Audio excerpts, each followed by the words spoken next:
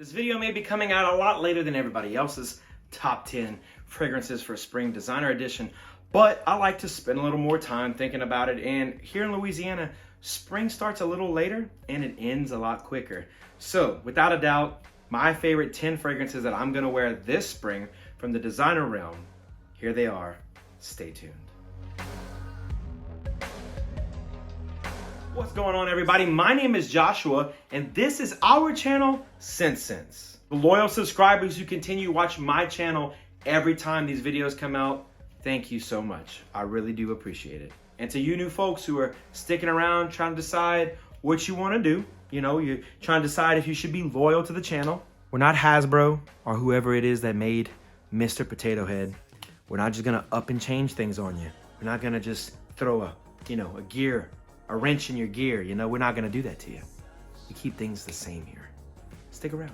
Before we jump into it, go ahead and leave a comment in the comment section below. What are some fragrances from designers that you really enjoy wearing and those that you really enjoy wearing in the months of spring? And while you're at it, get it out of the way. Just go ahead and subscribe. It's not too hard. Just click.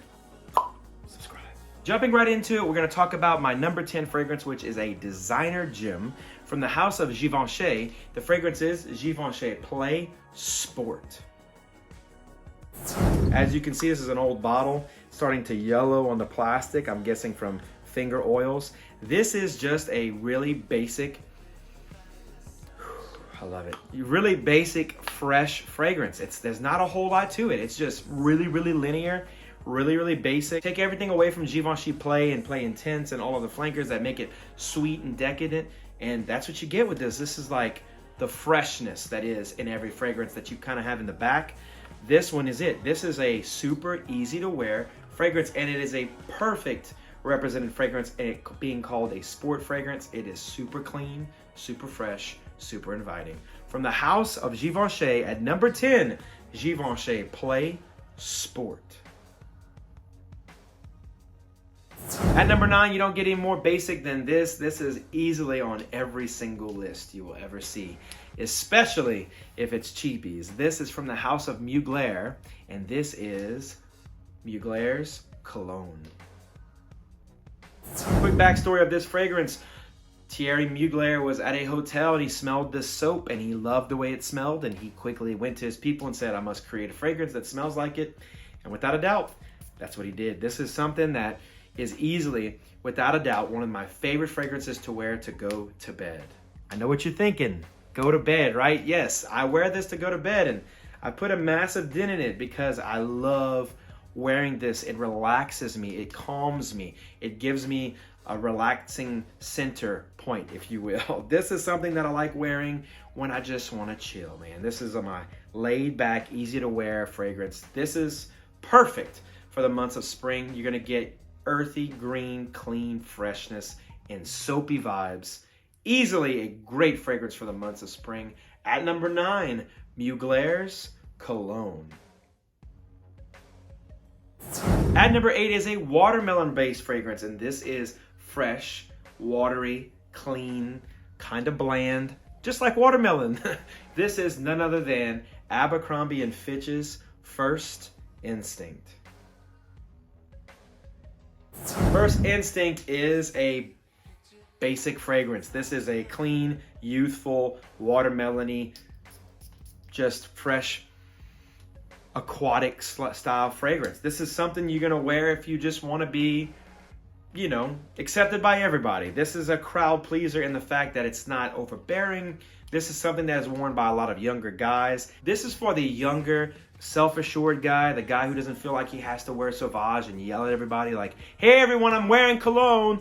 They just want to smell good. That's what this does. This is just a great, youthful, relaxing fragrance. This is something that I'll wear whenever I'm gonna go out with my wife and the kids. Maybe we're going to the park.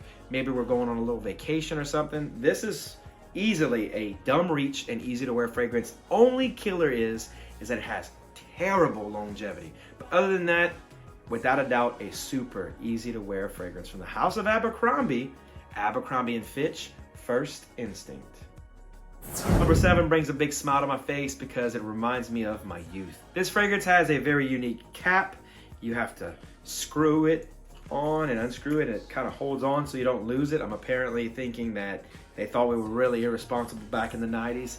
This is one of those fragrances that was a staple in the 90s with Acqua di Gio and Curve and Dracar Noir and Cool Water and Tommy by Tommy. These fragrances that marked and built the beginning of what used to be the not so blue craze, the not so in your face Abercrombie blue. This was the originators that did that. From the house of Hugo Boss, Hugo for Men.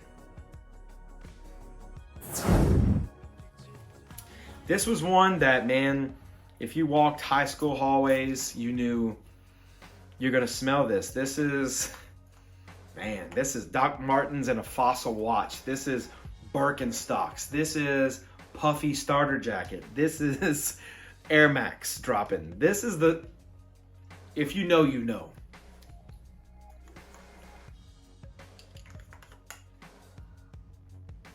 This, if I'm not mistaken, has an apple note. It's really crisp.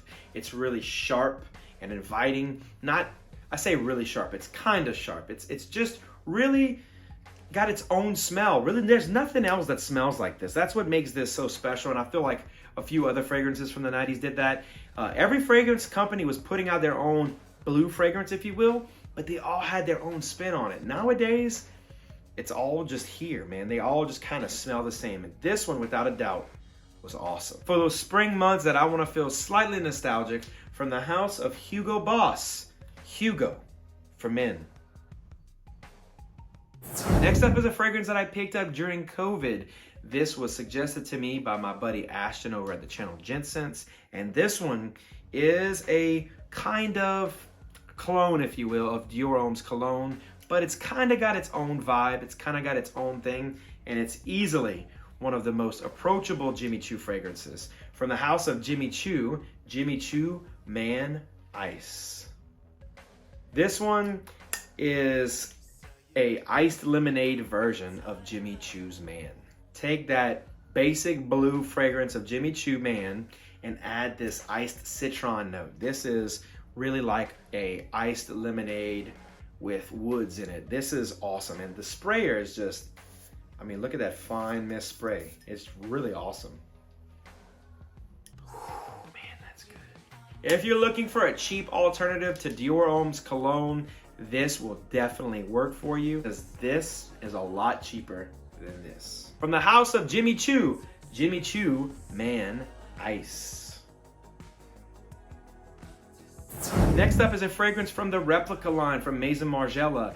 This fragrance is another lemony, fresh, clean fragrance. Its fragrance name is perfect. It's called Under the Lemon Trees. From the house of Maison Margiela in Paris, we have Under the Lemon Tree. One cool thing about these fragrances is that it has kind of a description on this like cotton-based sticker on the front.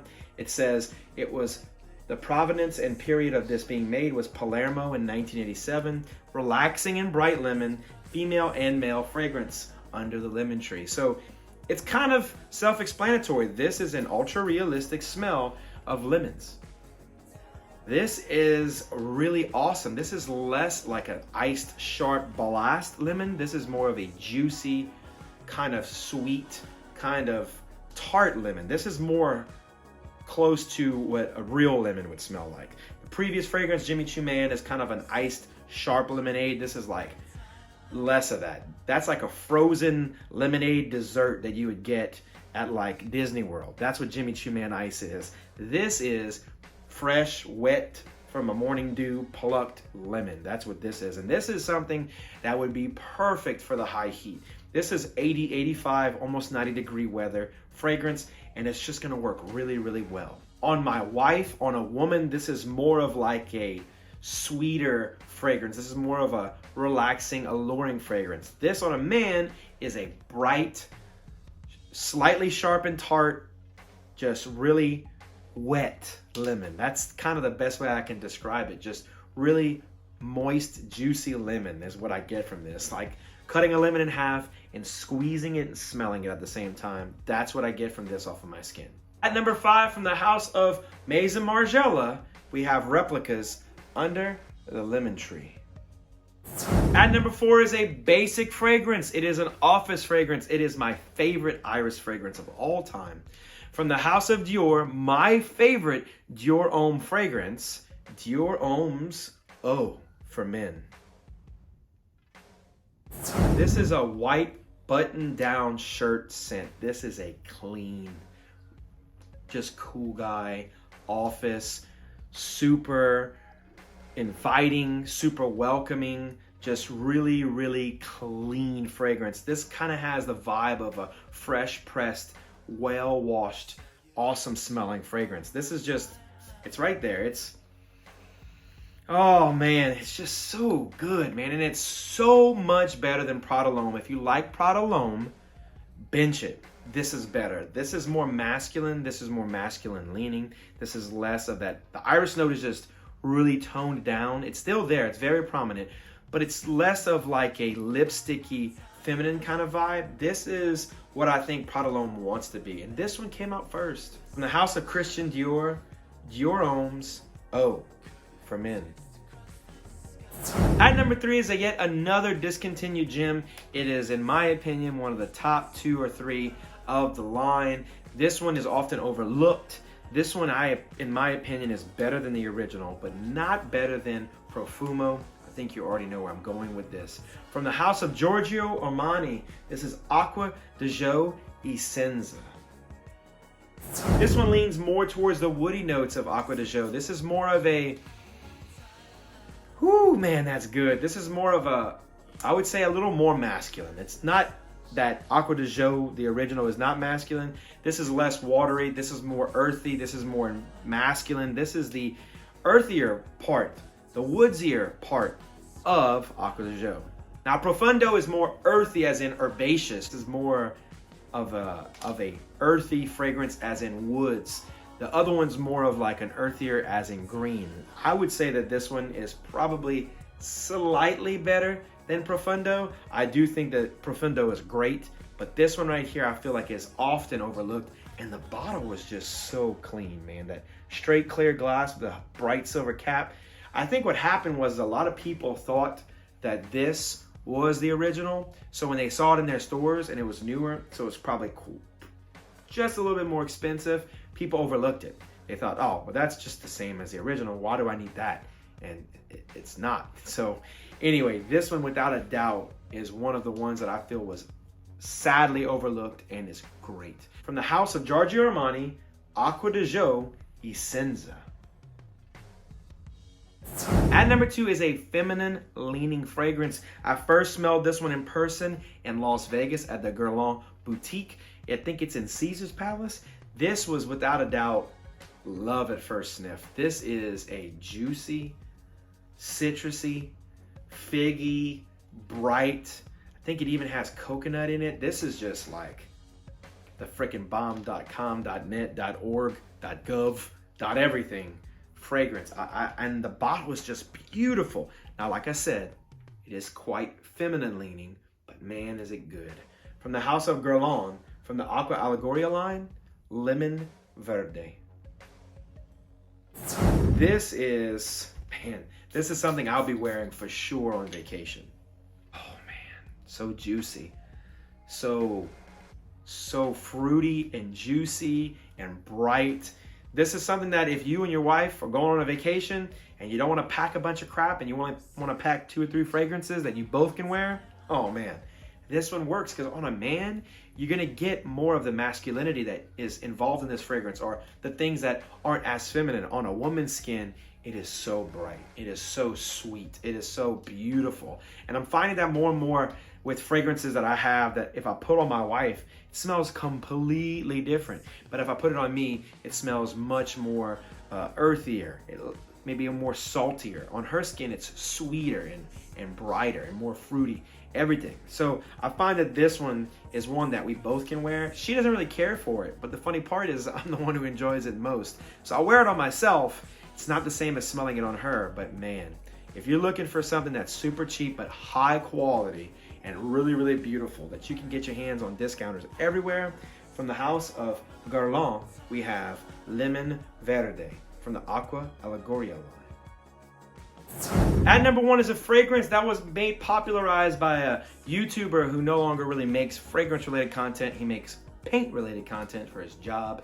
That guy is James over at the channel J Royal. And this one right here is without a doubt the best entry-level designer rose fragrance. This is a designer rose fragrance that really, really works for men. It has a sharp and metallic vibe to it also, but man, in my opinion, this is the best flanker from the line. It absolutely crushes La Nuit.